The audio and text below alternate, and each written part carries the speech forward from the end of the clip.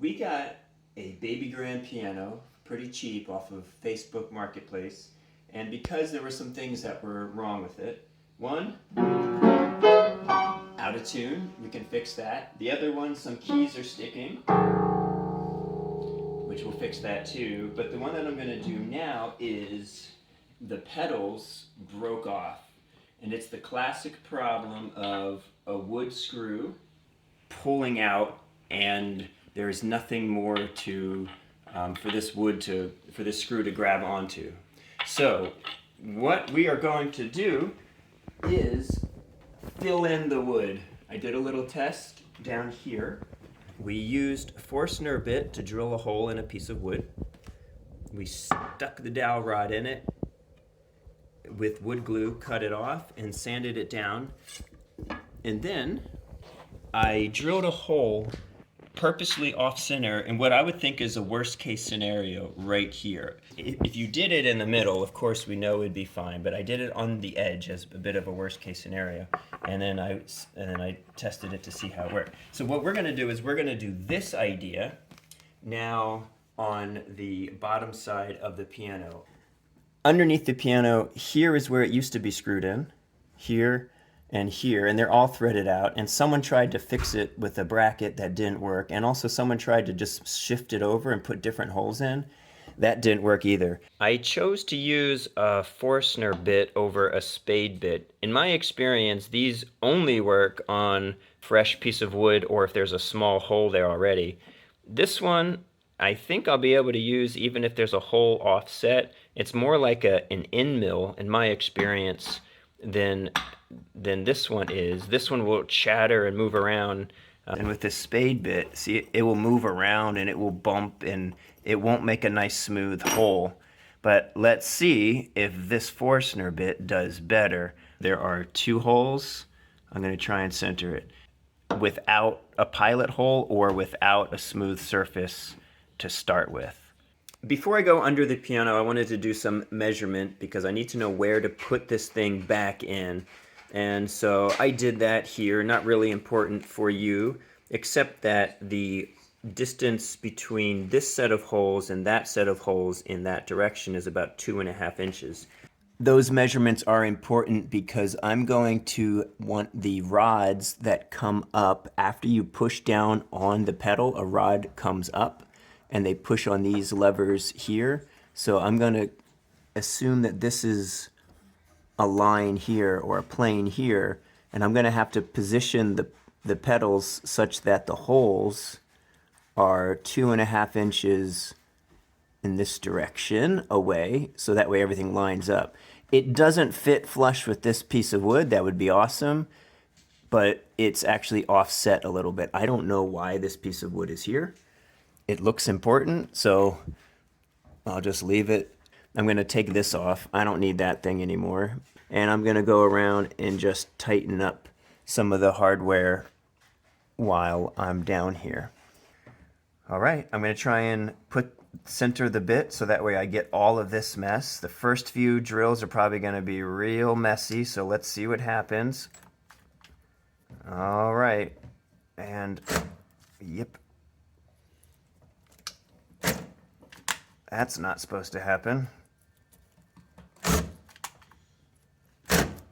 Not supposed to happen.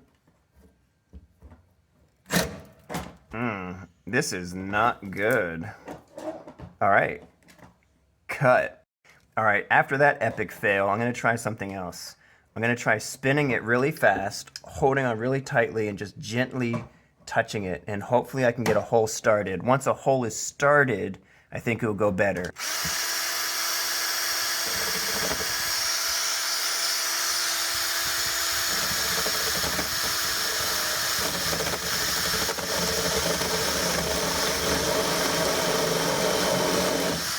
I think it's working. Okay, let's do some more.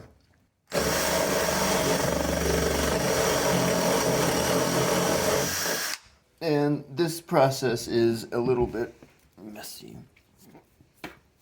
Ah, that is much better. All right, lesson learned. Don't plunge. Go real slow until you have things started. And look at that. I got I got both of the old holes there. The screw that comes up from the pedal will protrude by about this much. So I want to drill at least 0.75 or a little more. I put a piece of painter's tape on that, so I'm going to keep drilling until the blue part is level with the surface of the wood that I'm drilling into, the top surface. I don't know how deep that wood and what's under. Well, in this case, above. Maybe I'll hit that. Let's find out. Oh, I just thought about something. The thickness of this wood is probably this thickness here. I have 1.5 inches. So even if I drill 1 inch deep, I think I'll be good. And that will give me some room. So let's do that. I have plenty of room. I'm at 1 inch now. So a 1 inch plug should work pretty well. And another reason I want to go deeper is it seems like the deeper I go, the harder this wood gets. So I don't know if somehow this outside wood got dried out or something, but at first it was drilling really easy, and now it seems like it's taking longer, and instead of getting chunks, I'm getting dust come out. So I'm thinking that the wood is actually stronger deeper in, which is another reason to go deeper. I'm gonna now do what I did here over here. I was thinking at first that I was going to do a real precision job and then plug it right in and be perfectly smooth, but I have two problems. I can't precision drill, and I tell you why. I know it's not, and I can't precision cut. I don't have those tools. I can precision measure. When I measure on this end, I get something like 1 inch. When I measure on this end, I get 1.1. It's deeper there, so I didn't have the drill straight. So that's one reason. And then I'm just using a handsaw to cut these pieces. So I'm gonna have to do a bit of post work after I put these in. So this is pretty fun though. They fit in, and I'll get glue and hammer them in. I just loaded it with glue. Sorry for those of you who know what you're doing and don't like this idea, but I feel much better having more glue here. I'm going to be sanding all this down, so I'll get rid of all that stuff, but I just feel better because it looked like it didn't have enough glue. Well, it has enough glue now, that's for sure. Some of the peg is sticking up, and now I got to figure out how to level it off because I can't fit a sander in there. So I did a test. Check this out.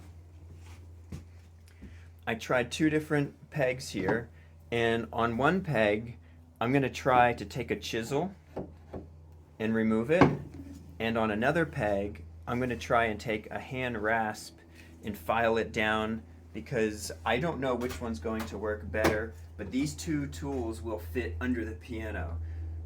So let's see which one works better.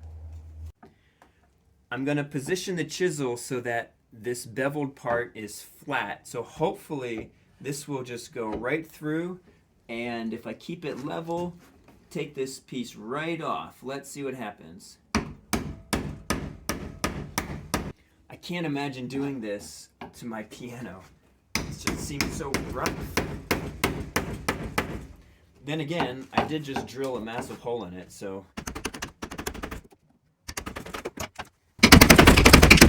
Hey. All right, let's take a look.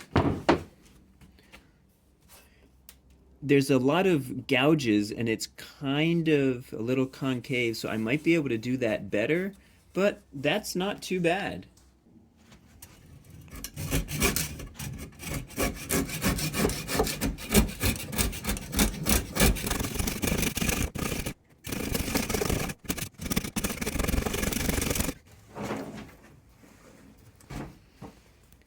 I can already see this is going to take a long time.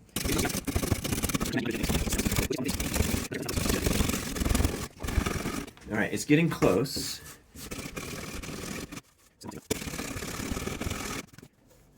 Better, but there's still a bump. Ooh, that's really nice. More work, but that looks better. faster, but I don't like the result. Let's see how, let's try it with this. Let's try this on the piano first. All right, so I changed my mind. I'm actually gonna try both methods, except this time instead of going so deep, I'm gonna just try going a little shallower. Oh, and now try.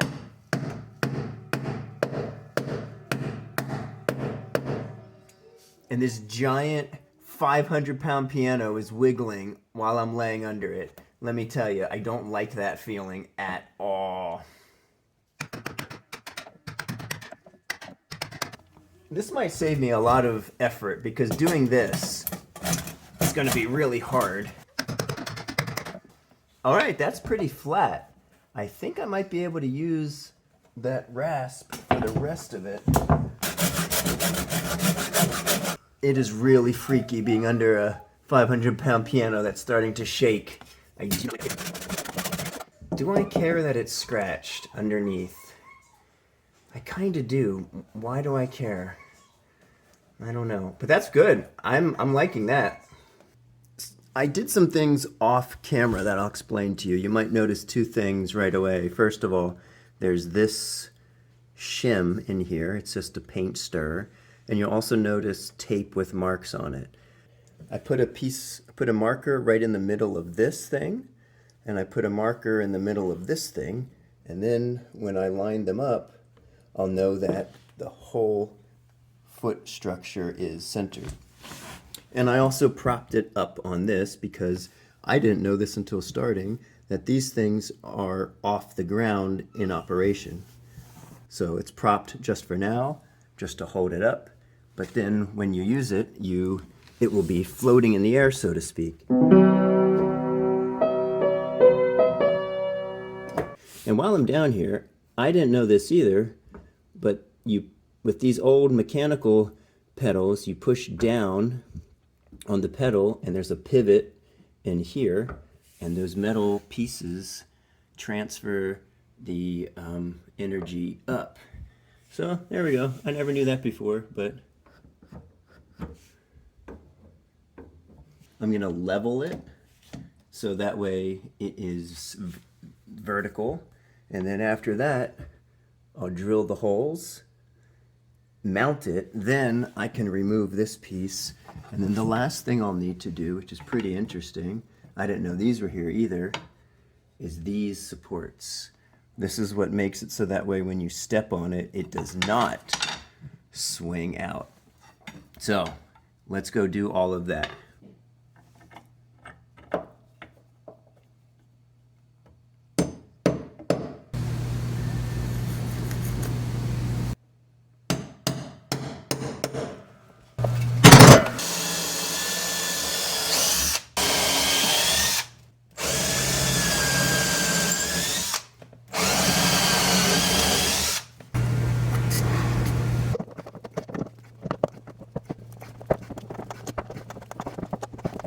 The last thing I'll do is I'll remove that shim.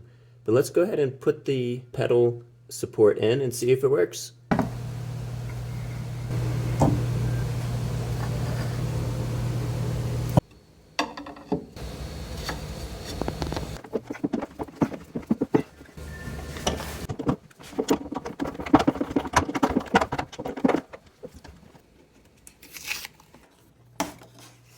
And voila! That's it. That's how I fixed a stripped out leg screw on the pedal supports.